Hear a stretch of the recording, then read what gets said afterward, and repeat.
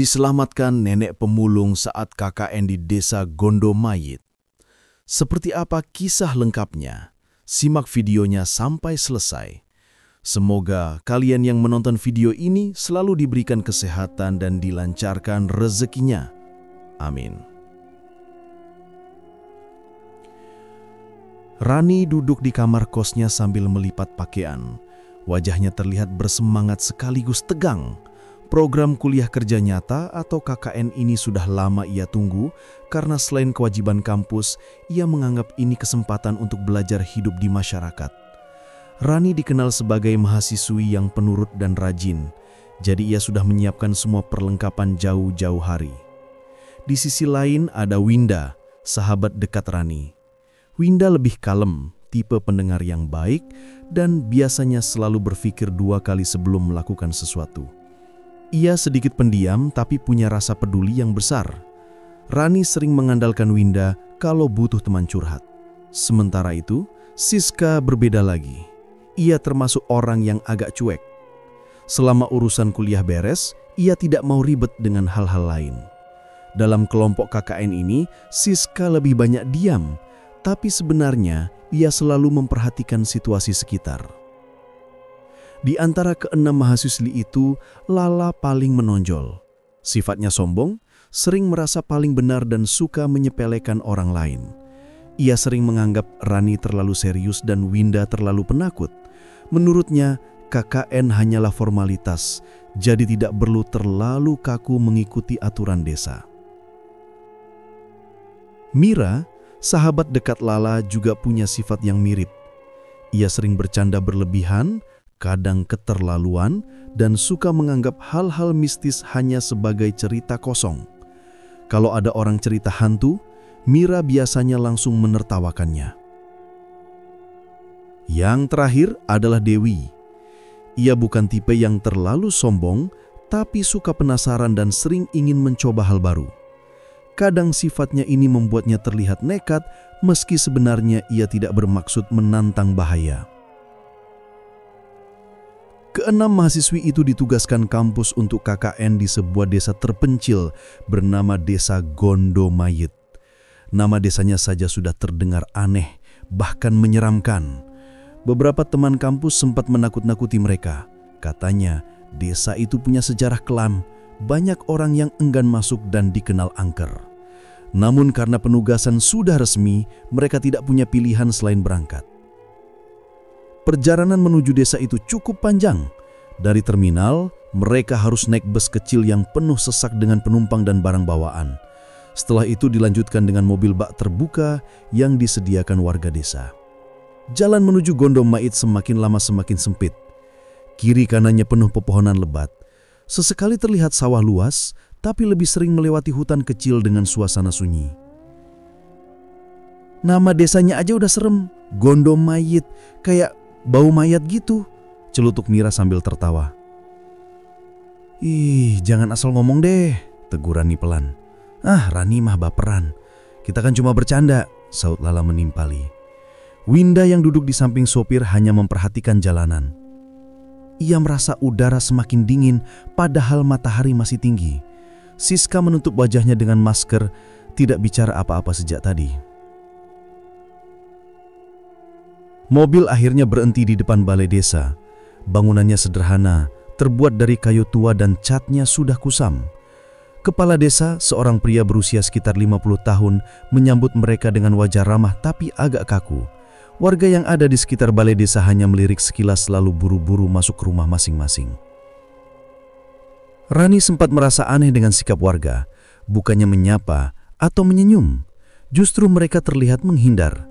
Seolah kedatangan 6 mahasiswi ini membawa sesuatu yang tidak diinginkan.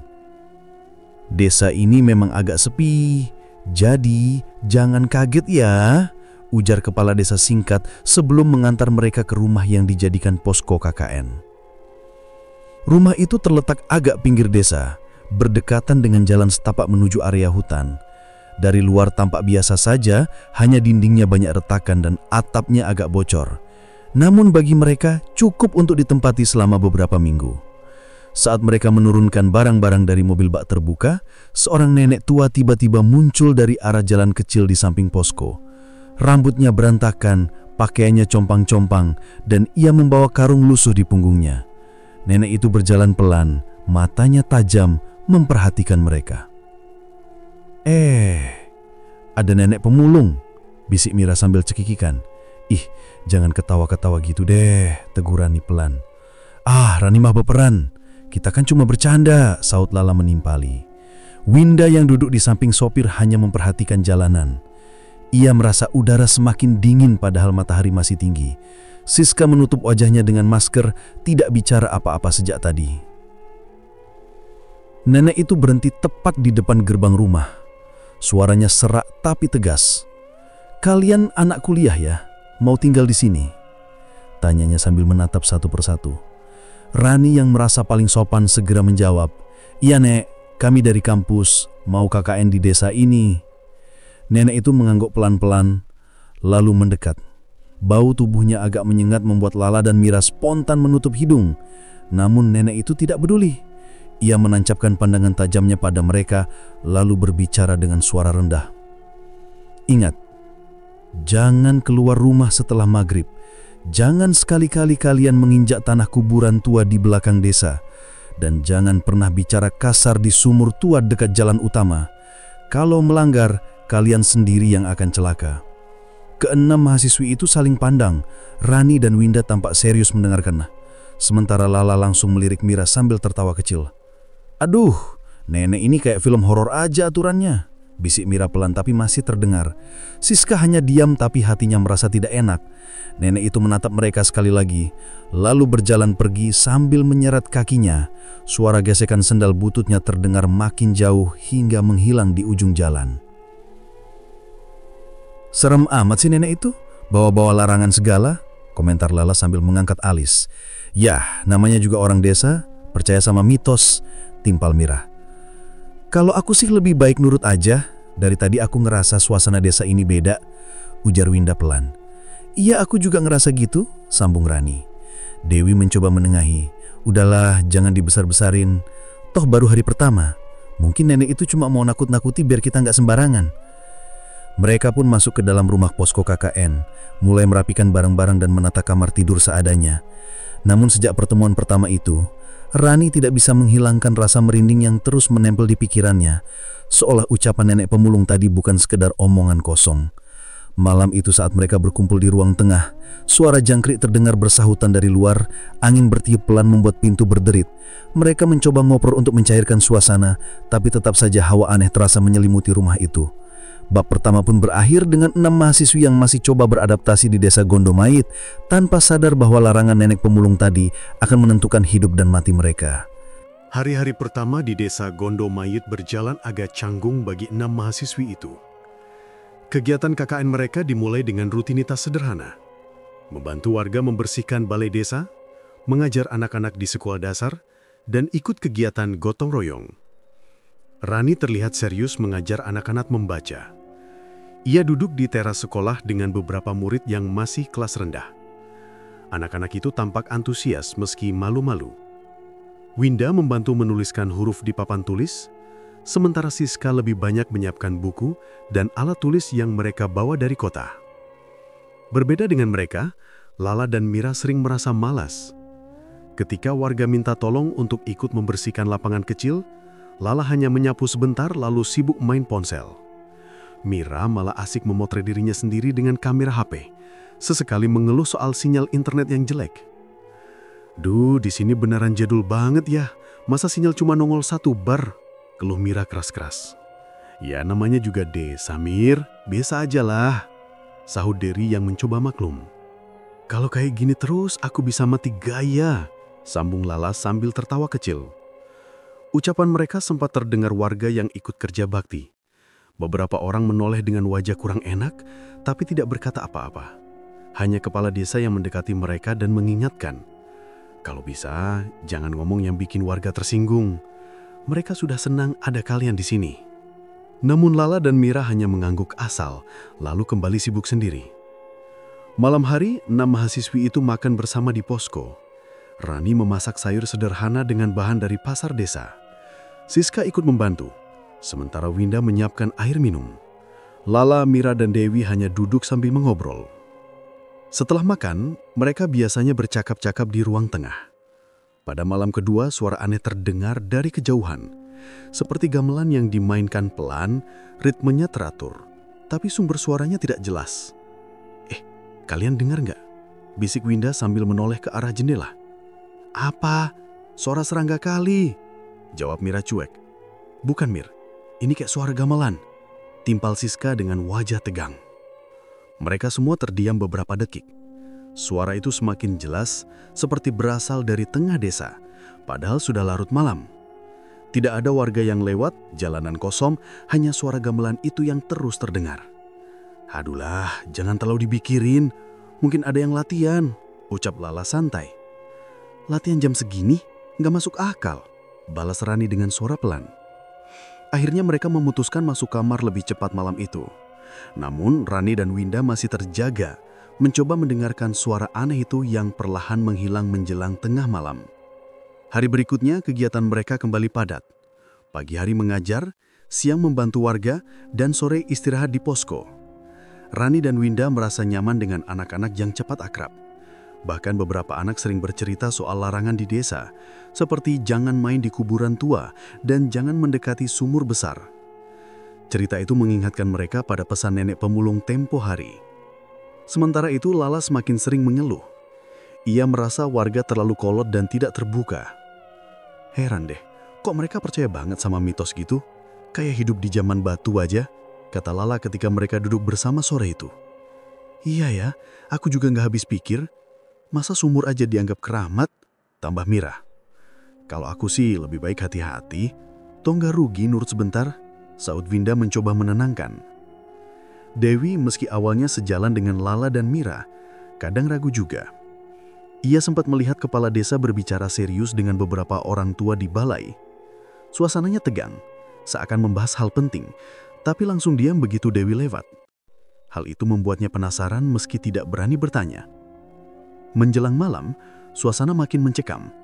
Kali ini bukan hanya suara gamelan, tapi terdengar lirih seperti tangisan. Awalnya samar, makin lama makin jelas. Tangisan itu terdengar dari arah belakang rumah, yang konon dekat dengan area kuburan tua. Rani yang sedang menulis catatan kegiatan langsung berhenti. Kalian dengar suara itu? Tanyanya lirih. Siska yang duduk di lantai mengangguk pelan, wajahnya pucat.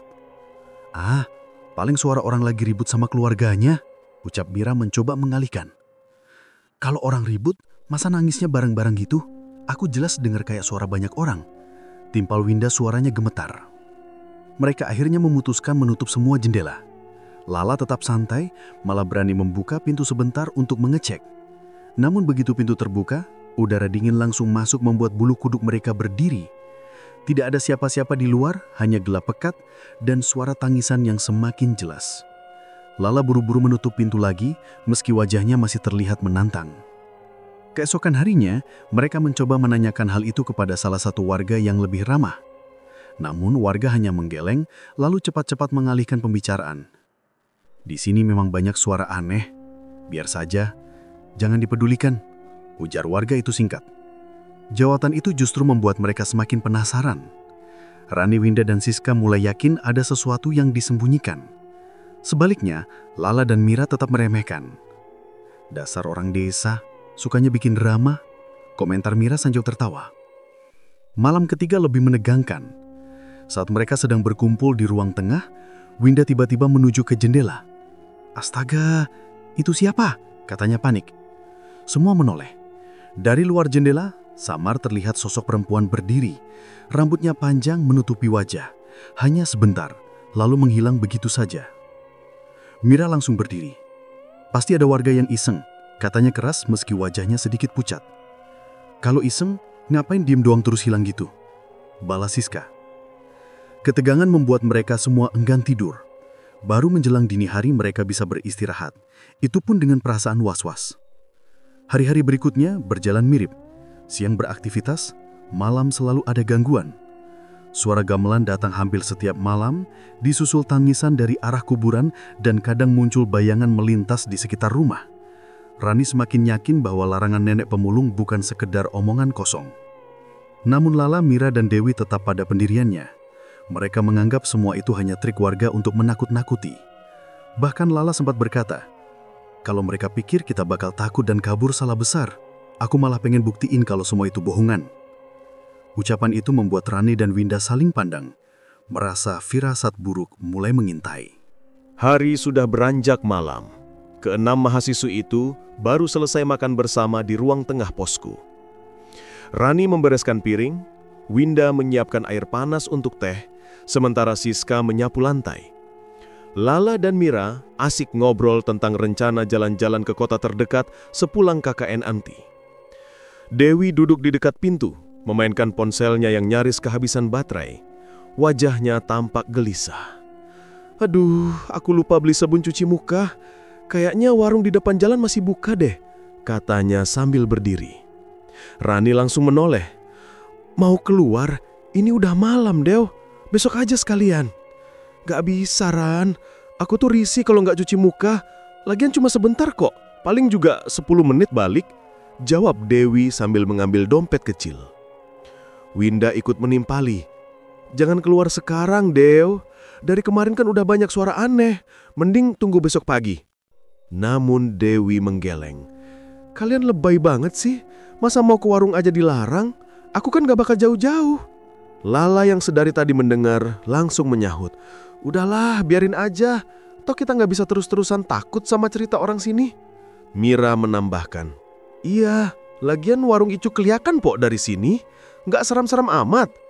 Rani masih berusaha menahan. "Dew, tolong deh, ingat omongan nenek waktu itu. Jangan keluar setelah maghrib." Dewi mendesah kesal. "Ran, masa kamu percaya sama nenek kumal itu? Aku pergi sebentar aja. Kalau kalian takut, ya kunci pintu dari dalam."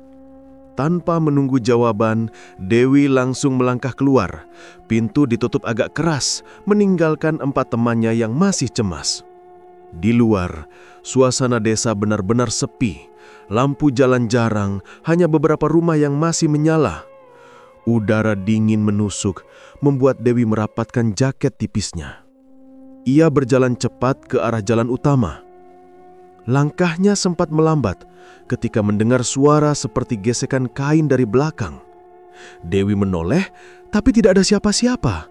Hanya bayangan pepohonan yang bergoyang karena angin. Ia berusaha menenangkan diri. Mungkin tikus atau kucing, gumamnya.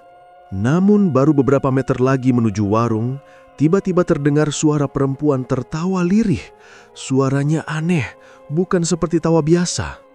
Bulunya langsung berdiri. Dewi menoleh lagi. Kali ini jelas, terlihat sosok wanita berdiri di ujung jalan.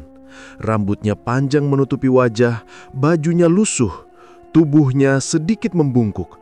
Dewi terdiam, kakinya kaku. "Halo? Ada orang?" tanyanya ragu. Sosok itu tidak menjawab, hanya berdiri menunduk. Angin bertiup makin kencang, membuat dedaunan berterbangan. Dewi memutuskan mempercepat langkah, tapi begitu ia lewat dekat tikungan menuju warung, suara langkah lain terdengar mengikuti dari belakang. Semakin ia mempercepat langkah, semakin jelas suara itu menempel di belakangnya. Jantungnya berdegup kencang. Ia menoleh sekali lagi. Sosok berambut panjang itu kini sudah lebih dekat. Wajahnya mulai kelihatan samar, pucat dan matanya hitam pekat. Dewi panik, langsung berlari sekencang mungkin. Namun bukannya menuju warung, kakinya seakan ditarik ke arah lain. Ia tidak sadar sudah berada di jalan kecil yang menurun, menuju sumur tua yang pernah disebut warga. Di sana suasana lebih gelap, hanya ada cahaya redup dari lampu minyak di kejauhan. Sosok wanita itu tiba-tiba muncul tepat di depannya. Rambutnya terurai berantakan, wajahnya hancur separuh, mulutnya terbuka lebar hingga terlihat gigi hitam. Dewi berteriak sekeras mungkin, tapi suaranya lenyap tertelan malam. Tangannya ditarik dengan paksa, kakinya tergelincir, menyeret tubuhnya semakin dekat ke bibir sumur. Dewi berusaha menahan, mencakar tanah, tapi tenaganya kalah. Dalam sekejap, tubuhnya lenyap ditelan kegelapan sumur tua. Sementara itu, di posko Rani dan yang lain mulai panik karena Dewi tak kunjung kembali. Winda mondar-mandir di ruang tengah. Udah lewat setengah jam kok, dia belum balik juga. Aku udah bilang jangan keluar malam-malam, ujar Rani dengan wajah pucat. Udahlah, mungkin lagi asing ngobrol sama warung orang, sahut Mira mencoba santai meski suaranya bergetar. Siska tidak tahan lagi. Aku gak enak Ran, kita cari aja. Rani ragu. Tapi keluar juga bahaya. Akhirnya mereka sepakat keluar berempat. Rani, Winda, Siska dan Lala. Mira ikut setelah dibujuk. Mereka membawa senter kecil dan berjalan ke arah jalan utama. Begitu sampai di tikungan, warung memang masih buka. Namun pemilik warung bilang Dewi tidak pernah datang malam itu. Mereka makin cemas. Saat mencari di sekitar jalan, Siska tiba-tiba berteriak, Itu sandal Dewi. Benar saja, sebuah sandal tergeletek di dekat jalan setapak menuju sumur tua. Sandal itu penuh tanah basah, seakan baru diseret. Rani langsung lemas melihatnya. Ya Tuhan, jangan-jangan dia ke sana. Mustahil, siapa yang mau ke sumur tua malam-malam? Sahut Winda dengan suara gemetar. Tiba-tiba dari arah belakang terdengar suara serak. Aku sudah bilang. Mereka menoleh. Ternyata nenek pemulung berdiri di sana. Wajahnya serius, matanya tajam. Kalian sudah memperingatkan, jangan keluar setelah maghrib. Sekarang satu teman kalian hilang, itu akibatnya. Lala melangkah maju, masih berusaha menantang. Nek, jangan nakut-nakutin kita. Kalau Dewi hilang, berarti ada orang jahat di sini. Jangan salahin hal gaib. Nenek itu menggeleng pelan. Kalian bisa tidak percaya, tapi yang menyeret temanmu bukan manusia. Kalau masih keras kepala, kalian semua akan menyusul. Suasana hening. Angin berhembus dingin, membuat mereka semua menggigil. Rani dan Winda percaya penuh ucapan nenek itu, sementara Lala dan Mira hanya mendengus tidak percaya. Siska berdiri di tengah, wajahnya bingung antara takut dan penasaran. Malam itu, mereka kembali ke posko dengan perasaan campur aduk. Sandal Dewi mereka bawa, tapi tubuhnya tidak ditemukan. Nenek pemulung sudah menghilang entah kemana. Di dalam rumah, Rani menangis pelan. Seandainya tadi aku lebih keras melarang, mungkin Dewi enggak keluar. Winda mencoba menenangkan. Bukan salahmu, Ran, dia yang maksa sendiri. Mira berusaha tetap cuek meski jelas terlihat ia ketakutan. Besok kita lapor ke kepala desa. Jangan asal percaya sama cerita nenek gila itu. Lala menganggukkan kepala setuju, sementara Siska hanya diam menunduk. Malam itu tidak ada yang bisa tidur nyenyak. Bayangan wajah Dewi dan suara jeritannya yang samar seakan masih terdengar di telinga mereka. Kehilangan Dewi membuat suasana posko berubah. Tidak ada lagi canda berlebihan. Bahkan Mira yang biasanya cerewet, jadi lebih pendiam. Rani berulang kali mengingatkan agar mereka berhati-hati, tapi Lala justru makin keras kepala. Pagi itu, mereka dipanggil kepala desa. Lelaki itu menanyakan kabar tentang Dewi. Rani mencoba menjelaskan kalau Dewi hilang sejak malam sebelumnya. Kepala desa terdiam lama, lalu hanya berkata singkat, "Di desa ini ada aturan yang tidak boleh dilanggar. Kalau sudah kejadian, kami hanya bisa pasrah." Jawaban itu membuat Rani dan Winda makin yakin kalau hilangnya Dewi bukan hal biasa. Siska hanya diam, merasa ketakutan. Sebaliknya, Lala malah menyeringai sinis. Ini jelas-jelas ditutup-tutupi. Semua orang di sini kayak sengaja bikin cerita biar kita takut. Aku nggak percaya. Siangnya, setelah kegiatan di balai desa selesai, Lala kembali melontarkan kata-kata yang membuat suasana panas. Kalau memang kuburan tua itu angker, ayo kita buktikan. Kita ke sana bareng-bareng, katanya menantang. Rani menoleh dengan wajah ragu. Lal, jangan keterlaluan. Dewi aja udah hilang, masa kamu masih mau main-main? Justru karena itu, aku nggak mau dibodohi. Bisa jadi semua ini cuma akal-akalan warga biar kita manut.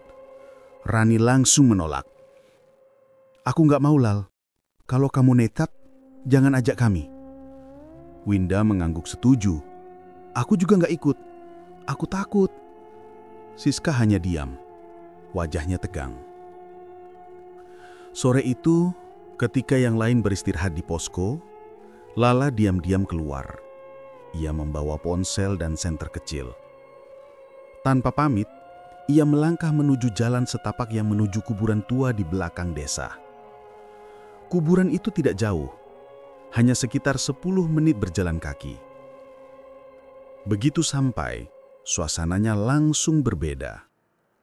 Tanah lapang dengan nisan-nisan tua berlumut terlihat di hadapannya. Rumput liar tumbuh tinggi. Beberapa nisan bahkan miring. Angin berhembus dingin meski matahari masih tampak.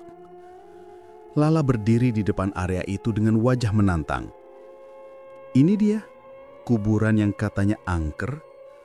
Kita lihat ada apa di sini. Ia menyalakan kamera ponselnya, merekam sambil berjalan. Ia sengaja menginjak tanah kuburan yang tampak lebih gembur. Nih, aku injak. Mana ada apa-apa, semua cuma cerita bodoh. Ia tertawa kecil, merasa berhasil membuktikan keberaniannya. Namun, tiba-tiba kakinya terasa berat, seakan menempel pada tanah. Lala mencoba mengangkat, tapi sulit. Napasnya mulai tersengal. Tubuhnya kaku, tangannya gemetar. Matanya mendelik lebar, mulutnya terbuka, tapi tidak bisa mengeluarkan suara. Tanah di sekitarnya bergetar pelan, seperti ada sesuatu dari bawah yang menarik kakinya. Wajahnya memucat, lalu tubuhnya jatuh terduduk.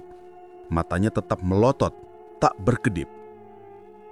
Malamnya, ketika mahasiswi lain mulai gelisah karena Lala belum pulang, kepala desa datang mengetuk pintu posko. Wajahnya tegang. Ada warga yang menemukan teman kalian di dekat kuburan. Rani langsung panik. Lala?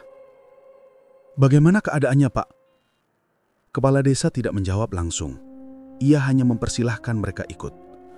Sesampainya di lokasi, tubuh Lala sudah terbujur kaku.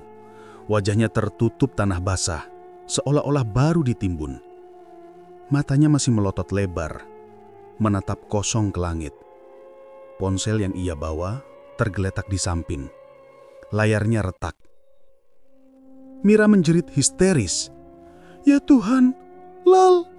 Ia hampir pingsan melihat kondisi sahabatnya. Rani dan Winda menangis, sementara Siska menutup mulutnya dengan tangan, tak sanggup bicara. Kepala desa hanya menghela napas panjang. Sudah saya bilang, kuburan itu jangan disentuh. Ada penjaga yang tidak suka diganggu. Rani menunduk, tubuhnya gemetar. Semua ucapan nenek pemulung kini terbukti benar. Winda mengusap matanya yang sembab. Kenapa kita gak dengar dari awal? Jenazah Lala akhirnya dibawa ke rumah kepala desa untuk sementara sebelum dikirim ke keluarganya. Suasana malam itu benar-benar mencekam. Di posko, Mira masih menangis tak henti-hentinya. Ia merasa tidak percaya sahabatnya meninggal dengan cara mengenaskan. Kenapa harus mati segini cepatnya? Rani berusaha menenangkan, meski dirinya juga ketakutan. Mira, ini bukan main-main. Kita harus nurut sama larangan itu. Kalau enggak, kita semua bisa nyusul. Winda menambahkan dengan suara bergetar. Kita harus hati-hati. Jangan ada yang nekat lagi. Siska hanya diam. Aku lihat sendiri tadi, warga juga takut banget. Kalau sampai ada yang melanggar lagi, mungkin desa ini gak bisa nolong kita. Malam itu, tidak ada yang bisa tidur. Setiap bunyi kecil membuat mereka kaget. Bahkan suara angin pun terasa seperti bisikan. Mereka benar-benar sadar kalau desa Gondo Mayit menyimpan bahaya yang tidak bisa dijelaskan dengan logika. Sejak kematian Lala, Rani, Winda, dan Siska makin menjaga sikap. Mereka berusaha mengikuti aturan, tidak keluar malam, tidak mendekati kuburan, dan selalu menjaga ucapan. Tapi rasa takut itu selalu menghantui. Bagi mereka, dua teman yang hilang sudah cukup jadi bukti. Larangan nenek pemulung bukan sekedar cerita kosong. Setelah kematian Lala, suasana posko benar-benar tidak sama lagi. Rani, Winda, dan Siska semakin berhati-hati. Mereka selalu berusaha saling menjaga, apalagi kalau hari sudah mulai gelap. Setiap langkah seperti penuh waspada. Namun, Mira justru menunjukkan sikap sebaliknya. Ia masih belum mau menerima kenyataan bahwa dua temannya telah hilang karena melanggar larangan. "Kalian tuh terlalu percaya tahayul," kata Mira sambil menyilangkan tangan di dada.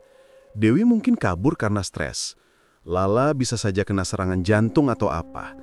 Kalian gampang banget percaya omongan orang desa." Winda langsung menatap tajam. "Mira, kamu nggak lihat sendiri tadi? Lala meninggal dengan wajah penuh tanah. Itu bukan sakit biasa." Mira malah tertawa pendek. "Itu bisa aja karena dia jatuh atau panik sendiri. Pokoknya aku nggak percaya. Jangan-jangan ini semua ulah warga biar kita takut." Rani menghela napas panjang. Ia malas berdebat lagi. "Terserah kamu, Mir. Tapi aku nggak mau main-main sama larangan itu." Siska hanya menunduk, tak berani ikut campur. Baginya, yang penting sekarang adalah bertahan hidup sampai masa KKN selesai. Siangnya, Mira sengaja keluar sendirian. Ia berjalan ke arah sumur tua yang berada tidak jauh dari posko. Warga desa yang melihatnya hanya melirik dengan wajah khawatir, tapi tidak ada yang berani menegur. Mereka sudah tahu akibatnya kalau larangan itu dilanggar. Mira berdiri di dekat sumur, menatap ke dalam. Airnya tampak hitam pekat, tidak terpakai. Ia mendekatkan wajah sambil berkata lantang, "Sumur bodoh. Orang-orang sini lebay banget. Masa ngomong aja bisa bikin celaka? Kalau memang ada penunggunya, ayo keluar. Aku nggak takut." Kata-katanya menggema ke dalam sumur. Angin dingin tiba-tiba berhembus dari bawah, membuat bulu kuduknya meremang. Tapi Mira tetap menantang. Ia meludah ke arah sumur, lalu berbalik pulang. Sore harinya ia kembali ke posko dengan wajah puas. "Tuh kan, aku udah ke sumur itu. Nggak ada apa-apa. Kalian semua ketakutan sendiri." Rani hanya menatapnya dengan cemas. "Mir, kamu sadar nggak apa yang kamu lakukan? Kamu barusan ngeledek sesuatu yang nggak bisa kita lihat." "Cukup, Ran. Aku bosen dengar omongan kayak gitu. Hidup jangan dikekang sama mitos. Kita ini orang berpendidikan. Jangan mau dibodohi." Malam tiba. Hujan deras mengguyur desa. Petir sesekali menyambar, membuat suasana makin mencekam. Rani, Winda, dan Siska berkumpul di ruang tengah posko, sementara Mira memilih masuk kamar lebih dulu. Sekitar tengah malam, terdengar suara aneh dari kamar Mira. Awalnya seperti rintihan pelan, lama-lama berubah menjadi jeritan pendek. Rani langsung berlari membuka pintu. Pemandangan di dalam kamar membuat mereka menjerit kaget. Mira terbaring di kasur, tubuhnya menggeliat kesakitan. Kulitnya tampak membiru, lalu muncul bercak hitam yang cepat menyebar ke seluruh tubuh. Aroma busuk menyengat keluar dari tubuhnya, seperti bangkai yang sudah lama membusuk. "Mira, astaga, kenapa badannya gitu?" Winda menutup hidung sambil mundur. Mira mencoba berbicara tapi suaranya serak dan sulit dipahami. Cairan hitam mengalir dari mulutnya, matanya melotot sebentar, lalu tiba-tiba tubuhnya kaku. Dalam hitungan menit, ia berhenti bernafas. Rani menutup mulutnya dengan tangan, air matanya jatuh. Siska sampai terduduk di lantai, syok melihat perubahan cepat itu. Winda hanya bisa menangis sambil terus menggeleng-geleng. Aroma busuk semakin menusuk, membuat mereka hampir muntah. Mereka berlari keluar posko mencari bantuan. Warga desa yang datang langsung tahu apa yang terjadi. Beberapa orang menutup wajah dengan kain, ada yang hanya menghela napas panjang. Kepala desa muncul dengan wajah muram. Saya sudah bilang, jangan dekat sumur tua itu. Kalau sudah berani mengolok-olok, resikonya ditanggung sendiri. Jenazah Mira tidak bisa lama-lama disimpan. Tubuhnya terus mengeluarkan cairan busuk, seolah membusuk dari dalam. Warga akhirnya memutuskan untuk segera menguburkannya malam itu juga, tanpa menunggu keluarga datang. Rani, Winda, dan Siska hanya bisa terisak. Mereka menyaksikan dari jauh, tak sanggup mendekat karena bau menyengat. Semua ini terasa seperti mimpi buruk yang tidak ada habisnya. Setelah pemakaman selesai, kepala desa menatap ketiga mahasiswa yang tersisa. Kalian harus benar-benar dengar. Jangan lagi melanggar larangan. Kalau tidak, saya tidak bisa menjamin keselamatan kalian. Rani mengangguk cepat. Wajahnya pucat. Kami mengerti, Pak. Kami janji, nggak akan macam-macam. Winda yang masih menangis terisak menambahkan, kami cuma pengen pulang dengan selamat. Tolong bantu kami, Pak. Siska tak bisa berkata apa-apa. Ia hanya memegang erat tangan Rani, berusaha menenangkan diri, meski tubuhnya gemetar hebat. Dalam hati, masing-masing menyadari satu hal. Kalau mereka tidak benar-benar mengikuti peringatan nenek pemulung, mungkin besok giliran mereka yang menyusul. 3 mahasiswi yang masih bertahan, Rani, Winda, dan Siska, sudah tidak tahu harus berbuat apa. Mereka terlalu takut berada di posko sendirian, apalagi setelah melihat kematian teman-teman mereka yang begitu mengenaskan. Malam itu, mereka duduk bertiga di ruang tengah dengan wajah pucat dan mata sembab. "Ran, kita nggak mungkin bisa bertahan kayak gini terus," kata Winda dengan suara serak. "Aku takut besok giliran kita." Rani menunduk, pikirannya kacau. "Aku juga mikir gitu, Win. Tapi kita bisa minta tolong siapa lagi? Kepala desa aja cuma nyuruh nurut. Gak ada yang bisa nyelamatin kita." Siska yang sedari tadi diam, akhirnya buka suara. "Aku kepikiran satu orang, nenek pemulung itu. Dari awal cuma dia yang ngasih tahu jelas larangannya. Mungkin dia bisa bantu?" Rani dan Winda saling menatap. Mereka sama-sama ragu, tapi juga tidak punya pilihan lain. Akhirnya, mereka sepakat mencari nenek itu sebelum keadaan semakin buruk. Keesokan paginya, mereka bertiga keluar dari posko, bertanya pada warga tentang nenek pemulung. Sebagian warga hanya geleng kepala, sebagian lagi malah terdiam seakan enggan bicara. Namun, seorang bapak tua akhirnya menunjukkan arah. "Kalau kalian benar-benar mau ketemu, biasanya dia ada di dekat jalan menuju hutan bambu." Mereka berjalan dengan hati-hati, sampai akhirnya menemukan nenek itu sedang duduk di bawah pohon besar mengumpulkan plastik bekas dari tas karungnya. Rani langsung menghampiri dengan terburu-buru. "Nek, tolong kami udah kehilangan 3 teman, kami nggak tahu harus gimana lagi." Nenek itu mendongak, menatap mereka dengan mata sayu. "Kalian akhirnya sadar juga. Dari awal saya sudah bilang, jangan main-main di desa ini, ada aturan yang harus dihormati." Winda menahan tangis. "Kami percaya, Nek. Tolong selamatkan kami nggak mau mati di sini." Nenek pemulung menghela napas panjang. "Kalian bertiga masih hidup karena dari awal hati kalian nggak sombong. Kalian masih punya rasa hormat. Itu sebabnya saya lindungi." Siska bingung. "Maksudnya, Nek?" Nenek itu menatap mereka dalam-dalam.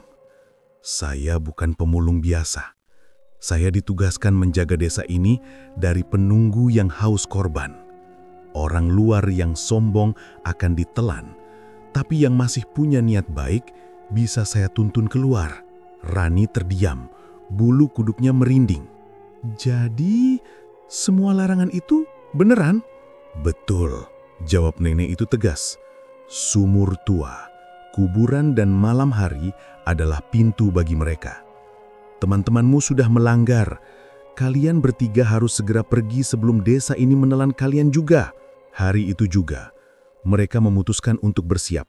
Barang-barang di posko hanya mereka masukkan seadanya ke dalam tas.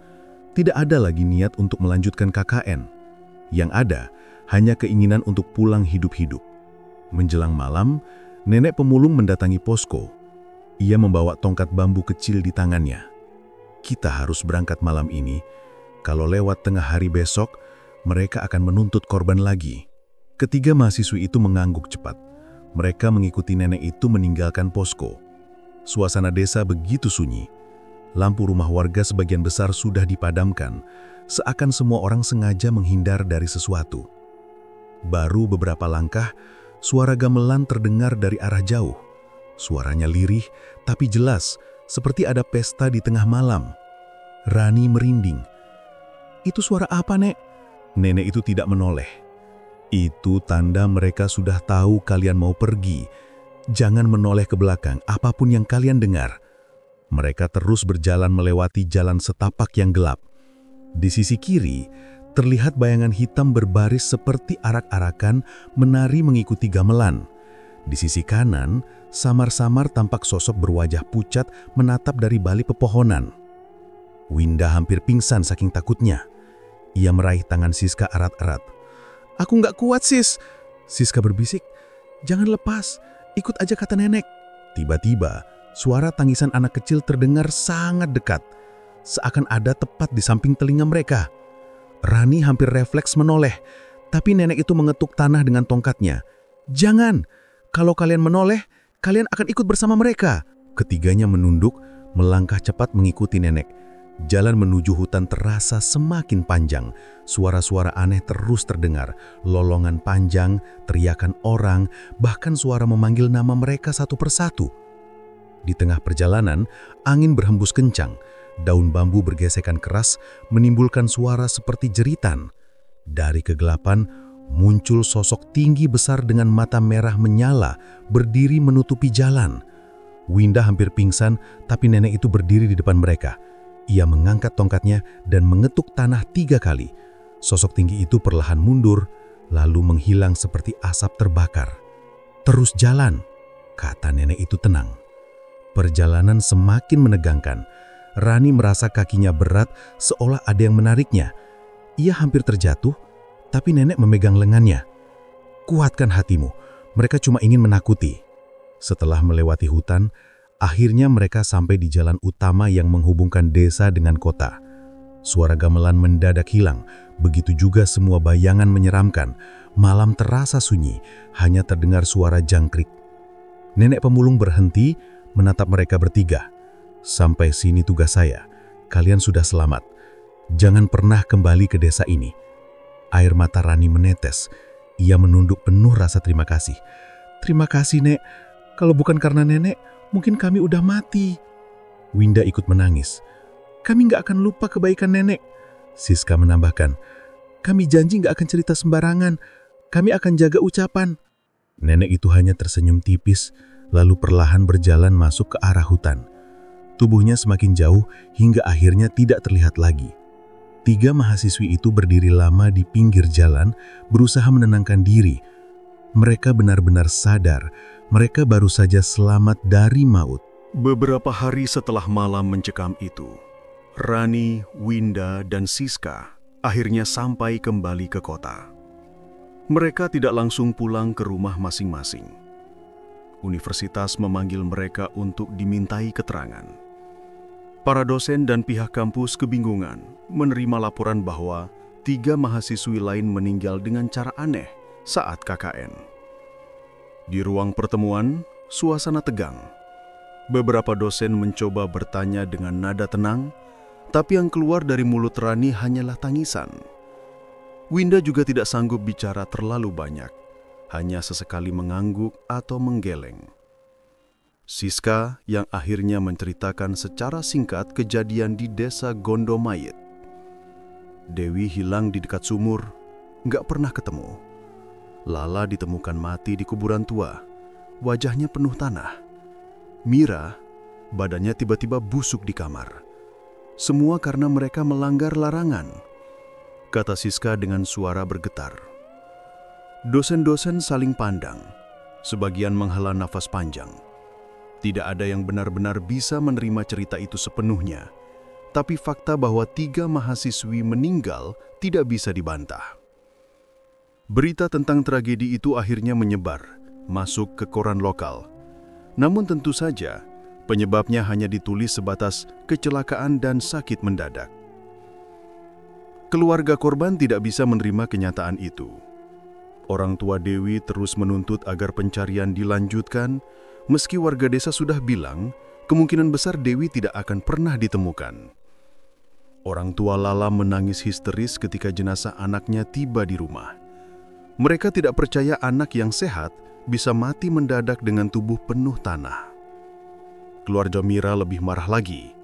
Mereka menuduh kampus lalai menjaga keselamatan mahasiswa. Rani, Winda, dan Siska memilih diam. Mereka tahu kalau mereka ceritakan apa yang sebenarnya terjadi, orang-orang pasti akan menganggap mereka gila. Jadi mereka hanya menyimpan cerita itu di dalam hati. Hari-hari setelah kembali ke rumah tidak berjalan normal. Rani sering terbangun tengah malam karena mimpi buruk. Ia mendengar suara gamelan samar di telinganya, lalu terbangun dengan keringat dingin. Winda jadi takut mandi malam karena suara air menetes mengingatkan pada sumur tua. Siska lebih parah lagi. Ia tidak berani tidur sendirian, selalu minta ditemani adiknya. Trauma itu membekas kuat, dan mereka sadar mungkin akan terbawa seumur hidup. Sementara itu, desa Gondomayit kembali ke rutinitasnya. Warga tidak membicarakan kejadian itu secara terbuka, tapi semua orang tahu apa yang terjadi. Mereka hanya menyebutnya sebagai musibah karena melanggar adat. Kepala desa tidak pernah lagi menerima mahasiswa untuk KKN di desa itu. Di sudut-sudut jalan, nenek pemulung masih sering terlihat. Ia berjalan perlahan sambil memanggul karung lusuh, seperti tidak pernah ada apa-apa. Bagi warga, nenek itu bukan sekedar orang miskin yang mencari sampah. Ia adalah penjaga yang sudah lama dipercaya melindungi desa dari amarah penunggu gaib. Tidak semua orang bisa melihatnya jelas. Kadang ada yang bilang, nenek itu muncul lalu hilang begitu saja. Seiring waktu, kisah 3 mahasiswi yang mati dengan cara mengenaskan berubah jadi legenda baru di kalangan warga. Anak-anak dilarang keras mendekati sumur tua atau bermain di sekitar kuburan saat sore. Setiap ada pendatang yang singgah, selalu ada warga yang berbisik, "Kalau ketemu nenek pemulung, dengarkan baik-baik nasihatnya. Kalau tidak, nyawa taruhannya." Cerita itu pun mulai menyebar keluar desa. Mahasiswa di kampus Rani, Winda, dan Siska sering membicarakan kejadian itu dengan versi masing-masing. Ada yang percaya, ada yang menertawakan, tapi tetap saja rasa ngeri muncul setiap kali nama desa Gondomayit disebut. Bagi Rani, Winda, dan Siska, cerita itu bukan sekedar legenda. Mereka menyaksikan sendiri bagaimana teman-teman mereka mati satu persatu. Mereka tidak bisa menghapus ingatan tentang jeritan Dewi, wajah Lala yang penuh tanah, atau tubuh Mira yang membusuk. Semua itu nyata. Waktu terus berjalan, mereka lulus, mencoba melanjutkan hidup masing-masing. Tapi setiap kali mendengar musik gamelan, melihat tanah kuburan, atau sekedar menatap sumur tua di kampung sendiri, rasa takut itu muncul lagi. Seolah-olah mereka kembali ke malam kelam di desa Gondomayit. Desa itu tetap berdiri sunyi. Tidak ada yang berani mengusik sumur tua atau membersihkan kuburan yang ditumbuhi rumput liar. Warga percaya, selama larangan dijaga, penunggu tidak akan meminta korban lagi. Dan nenek pemulung, sosok yang misterius itu, akan terus berkeliaran, menjaga desa dari mereka yang berani meremehkan. Kisah 3 korban pun menjadi pengingat. Di setiap bisikan malam, orang-orang selalu berkata, siapapun yang tidak mendengarkan nasihat nenek pemulung akan mati dengan cara mengerikan.